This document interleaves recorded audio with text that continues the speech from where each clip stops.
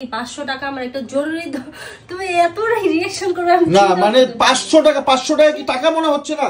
তুমি 2 টাকা 1 টাকাও আমার কাছে না বইলা কেন নিবা? আমার মানি ব্যাগ থেকে ধরবা কেন? এই তুমি আমার মানি ব্যাগ থেকে টাকা নিছো? হ্যাঁ 500 টাকা নিছিলাম। কেন নিছো? আমার একটা জরুরি কাজ দরকার ছিল, এর জন্য নিছি। আমাকে বলে নিছো? হ্যাঁ, এটা আবার কোন স্বভাব? তুমি আমার মানি ব্যাগ থেকে টাকা নিছো, না বলে কেন টাকা নিবে? তোমার কি বলে নেওয়া লাগবে এরকম কথা? অবশ্যই বলে নেওয়া লাগবে।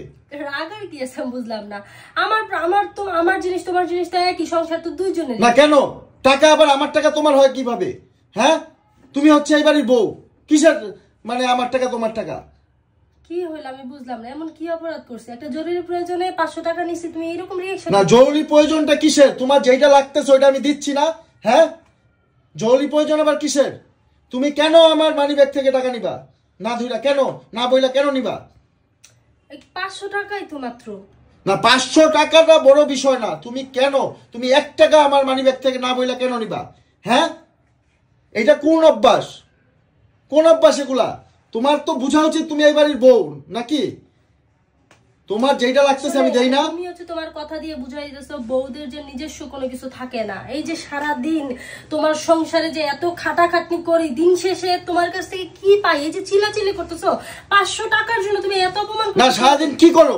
আজকে কিছু রান্না বান্না, রুটি বানানো, এগুলাই তো তোমার কাজ। আর কি করো তুমি? তুমি কাজ দেখাচ্ছ সারাদিন, কত কি করো?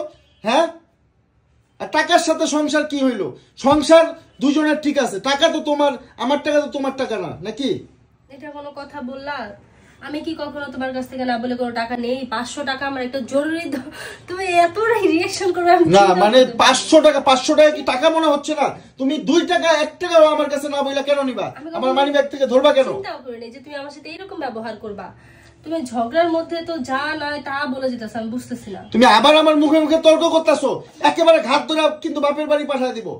হ্যাঁ, বেশি কথা বলো। বুঝছি, এটাই তোমার ব্যবহারেই বোঝা যায় এই সংসারে যে আমার কোনো মূল্য নাই। বুঝছো, মেয়েদের কোথাও মূল্য নাই, কোথাও না।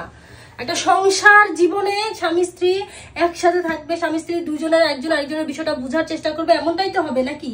তুমি তো আমাকে বুঝতেছো না। আমি তো এই যে তোমার ব্যবহারে তো পুরোপুরি বুঝে গেছি তোমার যে আমার কথার, আমার কোনো কিছুর মূল্য নাই তোমার কাছে। আমার কাছে না বইলা টাকা নিছো, আবার তুমি কথা বলতেছো তোমার কোনো মূল্য নাই। মানে আমি কি তোমার সাথে শুধু শুধু করতেছি নাকি?